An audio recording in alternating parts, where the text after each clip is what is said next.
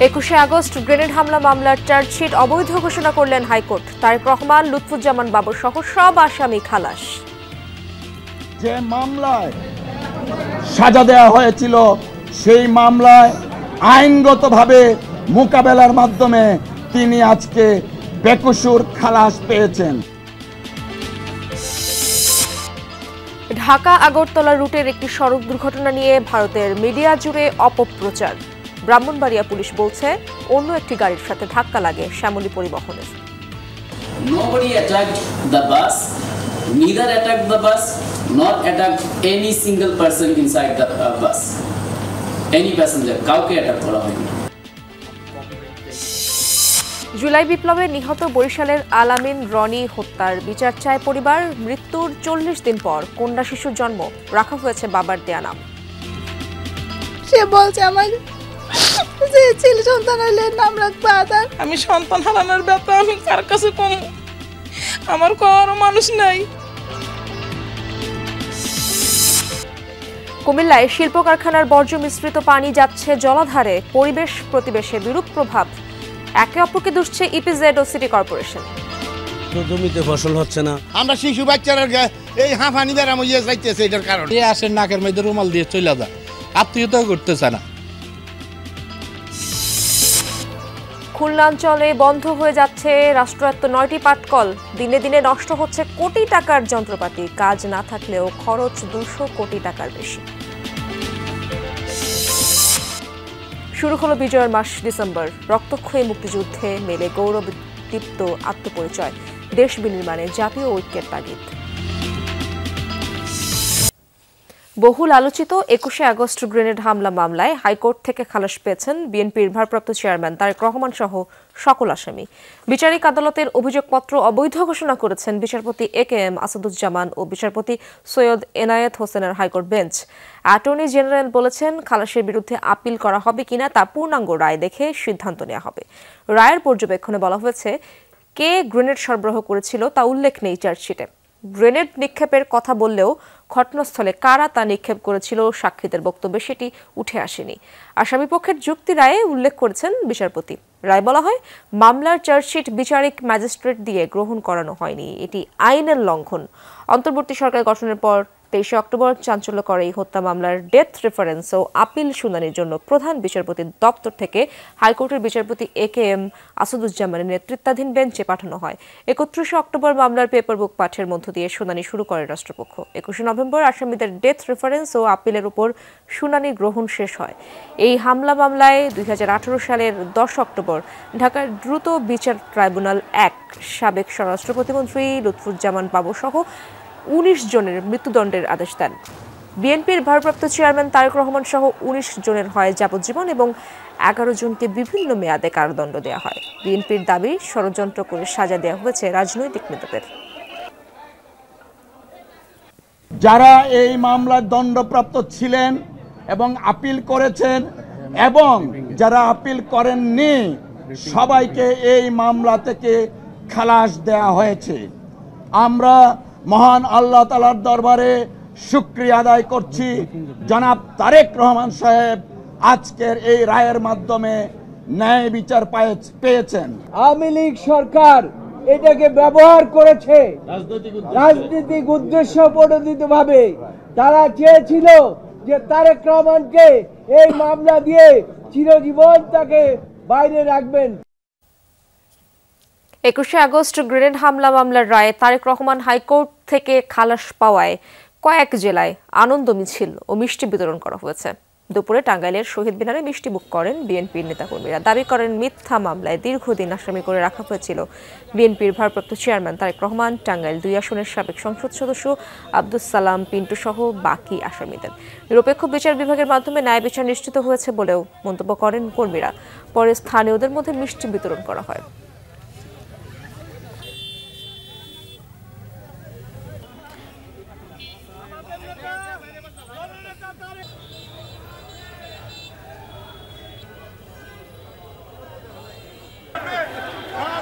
হাইকোর্টের রায় ঘোষণার পর বগুড়ায় আনন্দ মিছিল করেছে বিএনপি ও সহযোগী সংগঠনের নেতাকর্মীরা।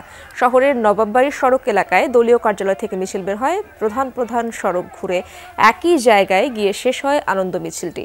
পরে সমাবেশে নেতারা দাবি করেন, আওয়ামী লীগের মিথ্যা মামলার বিষয়গুলো ধীরে ধীরে প্রমাণিত হচ্ছে। দ্রুত আইনি প্রক্রিয়া শেষে তারেক রহমানকে দেশে ফিরিয়ে আনার দাবি জানানো হয় সমাবেশ থেকে। ঢাকা আগরতলা রুটে চলাচলকারী শ্যামলী পরিবহনের বাসে সাম্প্রদায়িক হামলার অপপ্রচার ভারতের মিডিয়া জুড়ে। এ নিয়ে আজ সংবাদ সম্মেলন করেছে ব্রাহ্মণবাড়িয়া পুলিশ। পুলিশ বলছে, পথে অন্য একটি গাড়ির সাথে ধাক্কা লেগে দুর্ঘটনায় পড়ে শ্যামলী পরিবহন, অথচ তাকে হিন্দুদের ওপর হামলা বলে অপপ্রচার চালাচ্ছে গদি মিডিয়া।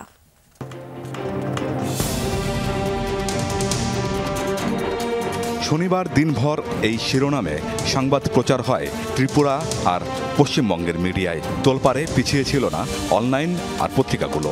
সবখানেই বলা হয় হিন্দুদের বহনকারী শ্যামলী পরিবহনের বাস হামলার শিকার বাংলাদেশে। এমনকি খোদ ত্রিপুরার মুখ্যমন্ত্রী ছুড়ে দেন একপেশে মন্তব্য। বাংলাদেশে যা হচ্ছে কোনো অবস্থায় এগুলো মানা যায়, এখনো সময় আছে, শুধরে গেলে ভালো। আদারওয়াইজ তো আমি শুনেছি, আজকে আমি হলে ঢোকার আগেই এই খবরটা আমার কাছে এসছে। আসলে কি হয়েছিল ঘটনাস্থলে জানাতে ব্রাহ্মণবাড়িয়া পুলিশ সংবাদ সম্মেলনে হাজির করে বাসের ড্রাইভারকে। জিজ্ঞাসাবাদ করা হয় সব যাত্রীকে। ঘটনার সময়ের বর্ণনা উঠে আসে ড্রাইভারের কথায়। মানে এটা মারাত্মক সিরিয়াস কিছু, ট্রাক বেরিয়ে যায়, বেরিয়ে গেলে আমি ওকে ওইভাবে সাইড দিয়ে একটু বামে, সিঙ্গেল বামে আইল্যান্ড আছে, একটু বামে গাড়ি আমার পিছনটা ফাঁক হয়ে যায়, আইল্যান্ড আর আমার গাড়ি, আর ওখানে আপনার ওই ব্রেকে কভার করতে পারে না, একটা 3 চাকার ইজি বাইক ঢুকে যায় ভিতরে। বিষয় হয়েছে ওখানে প্যাসেঞ্জার একজন আছে ভিডিও করছিল, মাঝে মাঝে আমার গাড়িতে আসে, তো এই ভিডিও করেছে ঠিক আছে, কিন্তু যে ভিডিওতে যে কথা বলেছে, ওই কথা বলেছে উনি তো আর বাস্তবটা দেখে নাই। আমি তো এরকম একটা ঘটনার পর মাধবদের থেকে ঢাকা পর্যন্ত হাসতে হাসতে গেছি, পুরা উল্টা, প্যাসেঞ্জারের সাথে কোনো কথাই নাই। এখানে হিন্দু মুসলমান ইন্ডিয়া ভারত এর তো প্রশ্নই আসে না। পথের দুর্ঘটনাকে সাম্প্রদায়িক হামলার রং চড়ানোর এই ঘটনায় নিন্দা জানিয়ে পুলিশ বলছে, দুর্ঘটনা কবলিত দুটি যানবাহনকে তখনই আইনানুগ ব্যবস্থার আওতায় এনে মীমাংসা করা হয়। কথা কাটাকাটি হচ্ছিল, এর মধ্যে উনি আসলেন, আমার সার্জেন্ট, উনি এসে দুই পক্ষের মধ্যে একটা মীমাংসা হয়ে যায়, যে যার মতো করে চলে যায়। 17 জন ইন্ডিয়ান এবং 9 জন হলেন বাংলাদেশি। তো ঢালাওভাবে যেটা বলা হয়েছে এখানে, যে ইন্ডিয়ান যে সংখ্যালঘুদের উপর যে উদ্দেশ্যমূলকভাবে আক্রমণ, এটা অত্যন্ত ভুল এবং মিথ্যা। হিন্দুদের উপর লাগাতার অত্যাচারের ঘটনা নিয়ে এবার অপপ্রচারের ঘটনাটি সরকারের ঊর্ধ্বতন মহলে জানানো হয়েছে বলছে জেলা পুলিশ।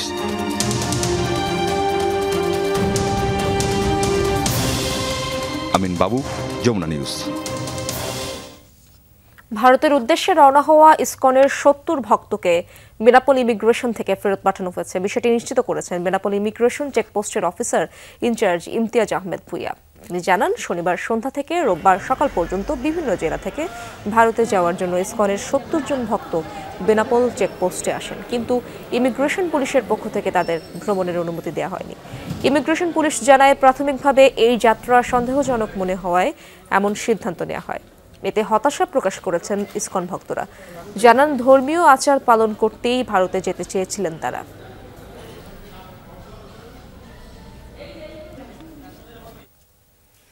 আওয়ামী লীগ 5 আগস্ট দেশ ছেড়ে পালিয়ে গেলেও তাদের কারা সহায়তা করেছে তা জানতে চায় দেশের মানুষ।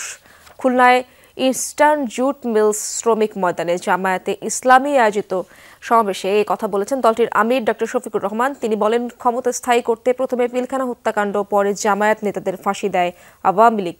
দেশ থেকে সব বৈষম্য দূর করার তাগিদ দেন জামায়াত আমির। বলেন, দেশে শান্তি থাকলেও তা কারো কারো সহ্য হচ্ছে না। শান্তি বিনষ্টে বিতাড়িত ফ্যাসিস্টরা ষড়যন্ত্র করছে।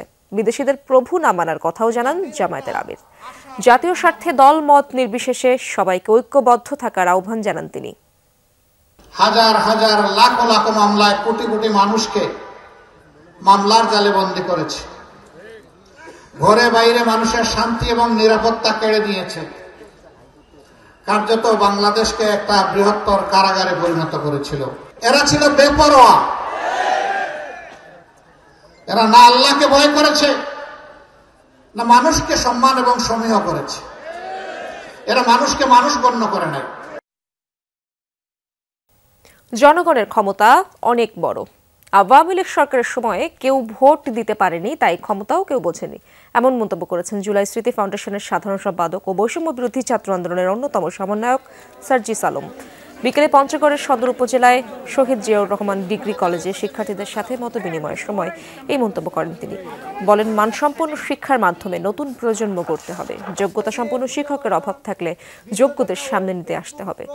এ সময় শিক্ষার্থীদের উদ্দেশ্যে সার্জিস আলম বলেন, তরুণদের মধ্য থেকেই আগামী দিনের নেতৃত্ব তৈরি হবে। অনুষ্ঠানে কলেজের অধ্যক্ষ আনিসুর রহমান প্রধান, সাবেক সংসদ সদস্য অ্যাডভোকেট রিনা পারভিন সহ অন্যান্যরা উপস্থিত ছিলেন। আপনাদের কিন্তু বিশাল বড় ক্ষমতা।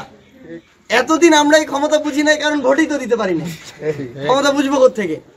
কিন্তু যদি একটা ফেয়ার ইলেকশন থাকে, তাহলে আপনার যে প্রতিনিধি হবে বা আপনারাই যদি কেউ হন, তাহলে সে অনুভব করতে পারবে যে আপনার মূল্য কতটুকু।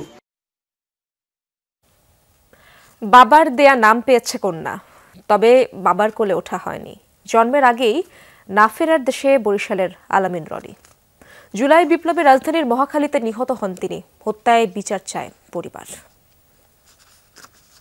বাবু যখন আমার পেটে ছিল, তখন সে বলছে আমাকে যে ছেলে সন্তান হলে নাম রাখবো আজান, আর মেয়ে হলে নাম রাখবো রোজা। পিতার দেয়া রোজা নাম পেয়েছে কন্যা সন্তানটি। তবে আনন্দের পরিবর্তে পুরো পরিবারে বিষাদ, কারণ সন্তান জন্মের আগেই পৃথিবী ছেড়েছেন পিতা। ছাত্র জনতার আন্দোলনে অংশ নিয়ে 19 জুলাই রাজধানীর মহাখালীতে প্রাণ হারান আলামিন রনি। তার মৃত্যুর 46 দিন পর মায়ের কোল আলোকিত করে আসে রোজা। যখন শুনছি আমি গর্ভবতী, সে খুব খুশি ছিল যে আমার সন্তান আসবে, আমি সন্তানের ভালোভাবে মানুষ করব। পরে ঢাকা বসে বাচ্চা হবার আগেই বাচ্চার জামা কাপড় কিনে রাখছিল। বরিশালের বানারীপাড়ায় নিজ বাড়ির সীমানাতেই চিরনিদ্রায় শুয়ে আছে আলামিন রনি। দরজা খুললেই দেখা যায় রনির কবর। দুঃখী মায়ের দিনরাত কাটে ছেলের কবরের সামনেই। পিজিতে যাইয়ে ডাক্তার পাইনি, আবার পিজিতে ফেরত লইয়েছি। ফেরত আইনে এমন 10 মিনিট রোজ ছিল না, কয়েক আমার শ্বাসকষ্ট খুব কষ্ট হয়, আমার একটা অক্সিজেন দাও। আমি সন্তান হারানোর ব্যথা আমি কার কাছে কম, আমার কারো মানুষ নাই। শিশু সন্তানকে নিয়ে বাবার বাড়িতে বসবাস করছেন মিম। সংসারের হাল ধরা রনিকে হারিয়ে অসহায় দুটি পরিবারই। জামাই মারা গেছে, অল্প বয়সে মেয়ে, ওর মনে তো অনেক কষ্ট। আর কষ্টটা তো আমরা বাক নিতে পারতেন, তো ওর মনের ভিতরেই। এখন ওরা নিয়ে তো আমি অনেক চিন্তিত আছি যে ওর ভবিষ্যৎ নিয়ে, যে ভবিষ্যৎ কি করবো না করবো, আমি তো খেটে খাওয়া মানুষ। দুই পরিবারের মাঝে মনস্তাত্ত্বিক দূরত্ব থাকলেও রোজাকে নিয়ে স্বপ্ন বুনছেন তার মা। সবকিছু ছাপিয়ে মেয়েকে গড়তে চান বিশুদ্ধ মানুষ হিসেবে। কাউসার হোসেন, যমুনা নিউজ, বরিশাল। মুন্সিগঞ্জে এক্সপ্রেসওয়েতে গুলিতে তরুণী নিহতের ঘটনায় মামলা করেছে তার পরিবার। শনিবার রাতে নিহত শাহেদার মা বাদী হয়ে অজ্ঞাতদের আসামি করে শ্রীনগর থানায় মামলাটি করেছেন। প্রেম সংক্রান্ত কারণে হত্যাকাণ্ড বলে ধারণা পুলিশের, চলছে তদন্ত। গতকাল সকালে ঢাকা মাওয়া এক্সপ্রেসওয়ে থেকে শাহেদার গুলিবিদ্ধ মরদেহ উদ্ধার করে পুলিশ। এর আগে ভোরে এক ব্যক্তির সাথে তাকে ঘোরাঘুরি করতে দেখেছিলেন স্থানীয়রা। পরিবারের সাথে ঢাকার ওয়ারিতে থাকতেন শাহেদা। গৃহকর্মী হিসেবে কাজ করতেন রাজধানীতে। তার গ্রামের বাড়ি ময়মনসিংহে। বাদীর অভিযোগের ভিত্তিতেই মামলা রুজু হয়েছে। বাদী যার নামে অভিযোগ দিয়েছেন সে অনুযায়ী মামলা হয়েছে। তো মামলা তদন্তাধীন আছে। তিনি যে তথ্য আমাদের কাছে দিয়েছেন সেই তথ্যগুলো আমরা যাচাই বাছাই করছি। বরিশালের বাজার রোড এলাকায় তেলের কারখানায় অগ্নিকাণ্ডের ঘটনা ঘটেছে। নিয়ন্ত্রণে কাজ করছে ফায়ার সার্ভিসের 4টি ইউনিট। সেখানে আছেন আমার সহকর্মী কাউসার হোসেন। কাউসার, আগুন কি নিয়ন্ত্রণে আনা গেছে কিনা জানাবেন, আর আগুন লাগার কারণ সম্পর্কে কোনো তথ্য পাওয়া গেছে কিনা?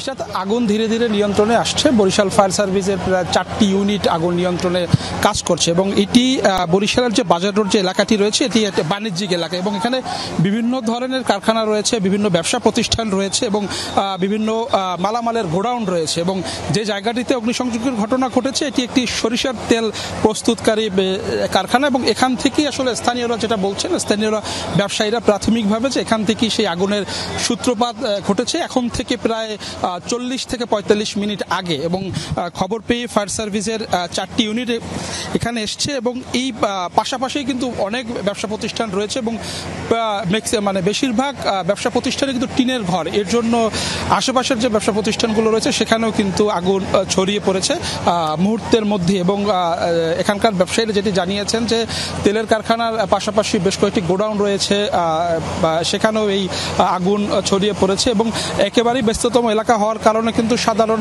মানুষও এখানে ভিড় করছে এবং ফায়ার সার্ভিসের পাশাপাশি এখানকার যারা ব্যবসায়ীরা রয়েছে বা আশেপাশে যারা বাসিন্দারা রয়েছে তারাও কিন্তু এই আগুন নির্বাপন যে কার্যক্রম সেখানে অংশ নিয়েছেন এবং ফায়ার সার্ভিস বলছে যে প্রাথমিকভাবে তারা ধারণা করছে হয়তো বা শর্ট সার্কিটের মাধ্যমে অগ্নিকাণ্ডের ঘটনা ঘটতে পারে, তবে এই তারা একেবারেই নিশ্চিতভাবে বলতে পারছেন না যে কি কারণে এই অগ্নিকাণ্ড ঘটনা ঘটছে। তবে তারা আগুন নিয়ন্ত্রণে কাজ করছে, এরই মধ্যে অনেকটাই আগুন নিয়ন্ত্রণে চলে আসছে এবং এখন যা নিচের দিকে আগুন রয়ে গেছে কিনা বা অন্য অন্য ব্যবসা প্রতিষ্ঠানে আগুন ছড়িয়ে পড়ছে কিনা সেই কাজটি করছেন এবং ফায়ার সার্ভিসের কর্মীরা পাইপ লাইন দিয়ে 4তলা ভবনের উপর থেকে এই মুহূর্তে পানি দিচ্ছেন এবং নিচ থেকেও কিন্তু পানি দেওয়ার কার্যক্রম চলছে এবং ভয়াবহ একটি চিত্র হলো যে ইস্টাত এখানে যদি আগুন ছড়িয়ে পড়ে ব্যবসা প্রতিষ্ঠানের পাশাপাশি কিন্তু এই এলাকায় ঘন বসতি রয়েছে, বহুতল ভবন রয়েছে, সেক্ষেত্রে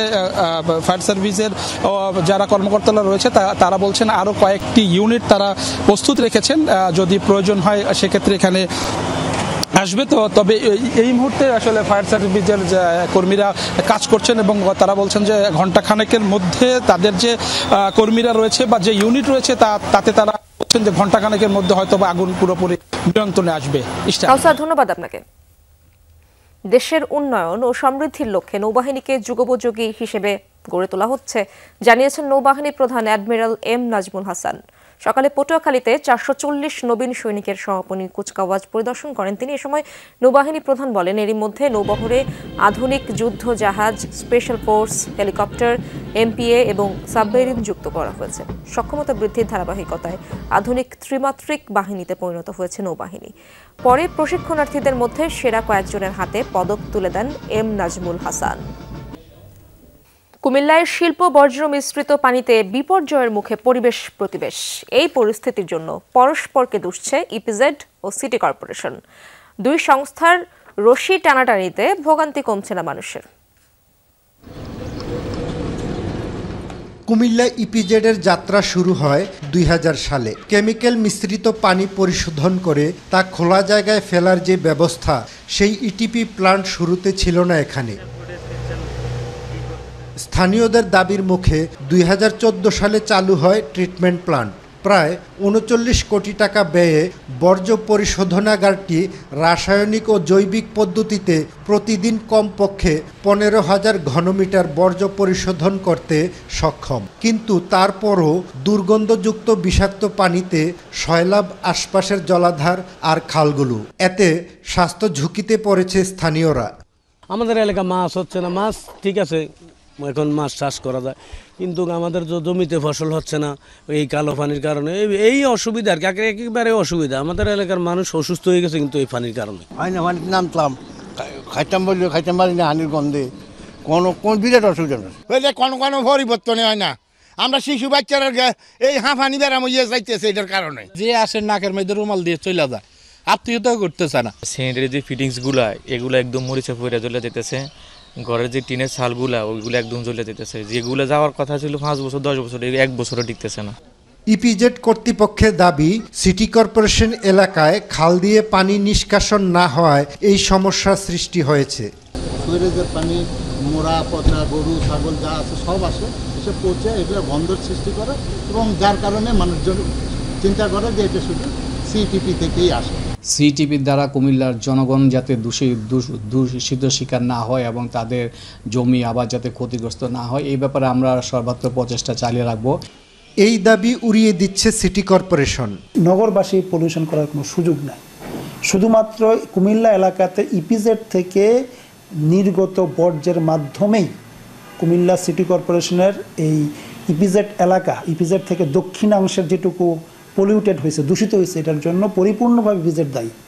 দূষিত বর্জ্যের প্রমাণ পেলে দোষীদের বিরুদ্ধে ব্যবস্থা নেওয়ার আশ্বাস পরিবেশ অধিদপ্তরের।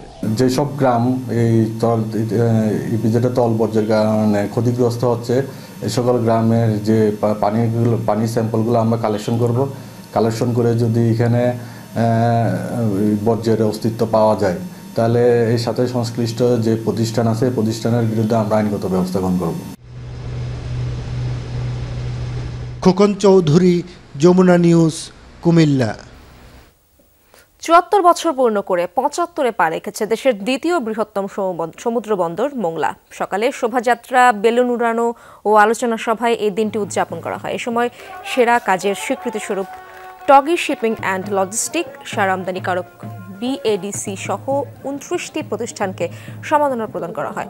এর আগে গতরাত ১২টা ১ মিনিটে বন্দরে অবস্থানরত দেশি বিদেশি সব জাহাজে ১ মিনিট বিরতিহীন হুইসেল বাজিয়ে দিনটি উদযাপন শুরু করে বন্দর কর্তৃপক্ষ।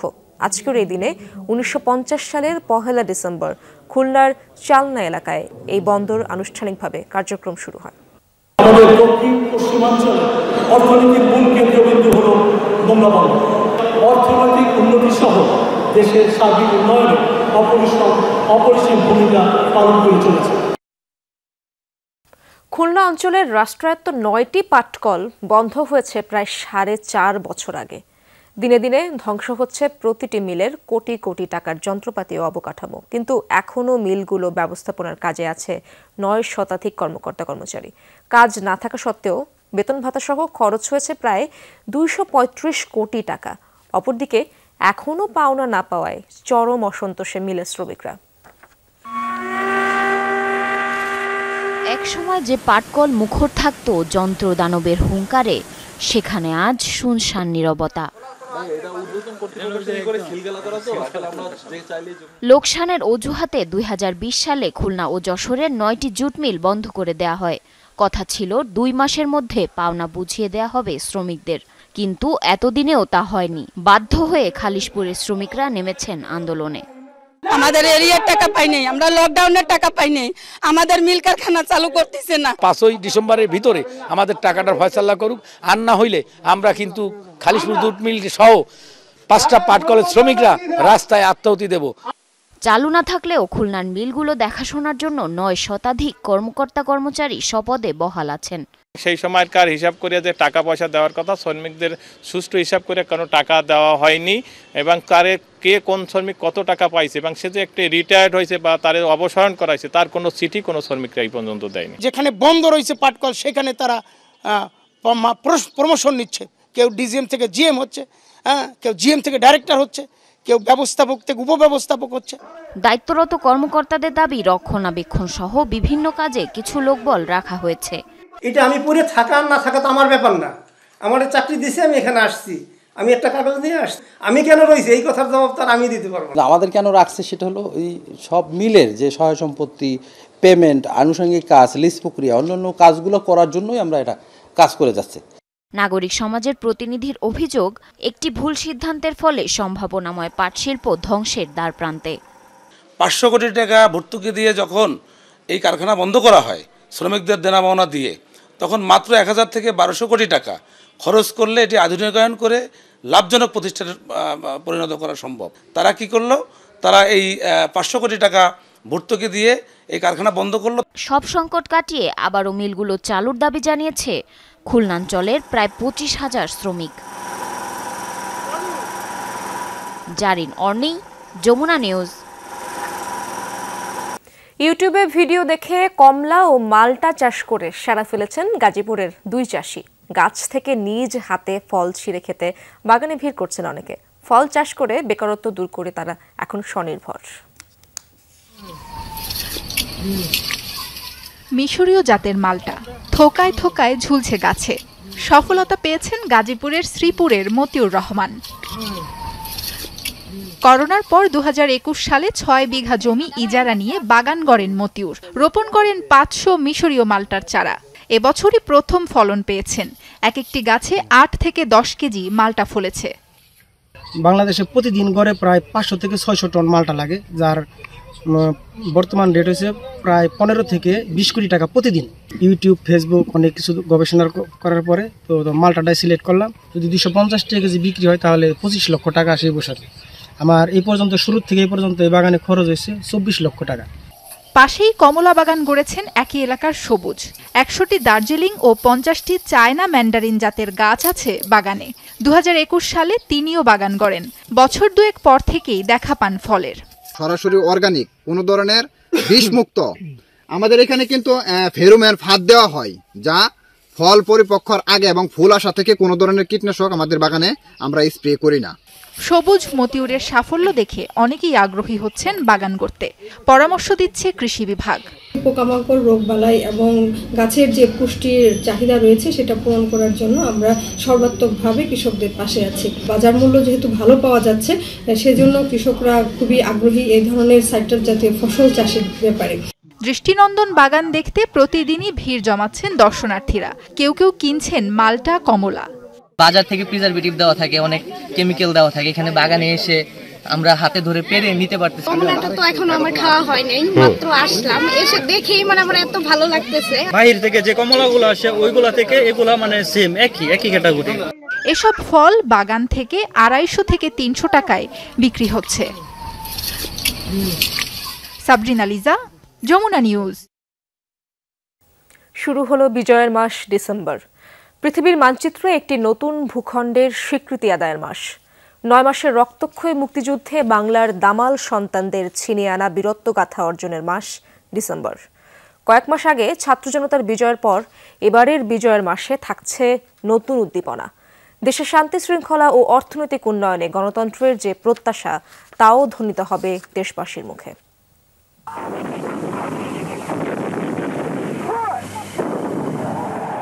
বাঙালির হাজার বছরের ইতিহাসে শ্রেষ্ঠ ঘটনা 1971 সালের মুক্তিযুদ্ধ, যার গৌরবোজ্জ্বল সমাপ্তি 16 ডিসেম্বর।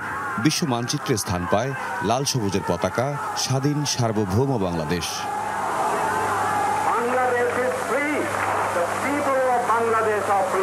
24 বছরের পাকিস্তানি শাসন শোষণ পদানত হয় রক্তক্ষয়ী যুদ্ধে, লিখিত হয় বীরত্বগাথা।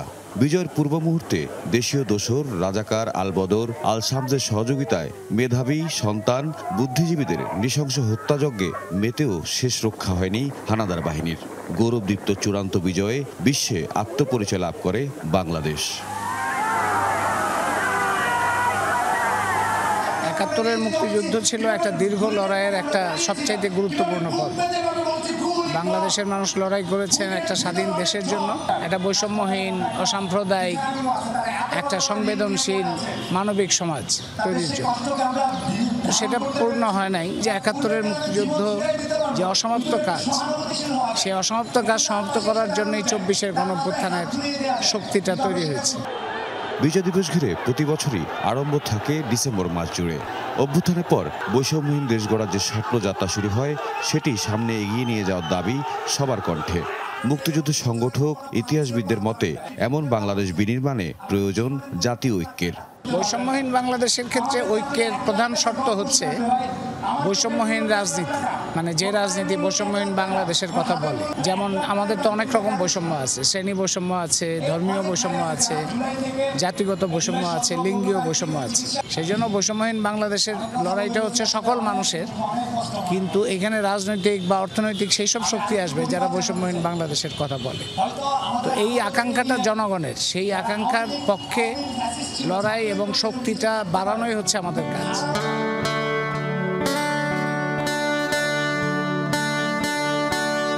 বিজয়ের মাসে বিজয়ের আনন্দে উচ্ছ্বসিত হবে দেশবাসী। শ্রদ্ধা ভালোবাসায় মাথা নোয়াবে অগণিত বীরদের প্রতি। নানা আয়োজনে ধ্বনিত হবে বিজয় গাথা আর সকল বাংলাদেশের স্বপ্ন। তাওহিদ মিথুন, যমুনা নিউজ, ঢাকা।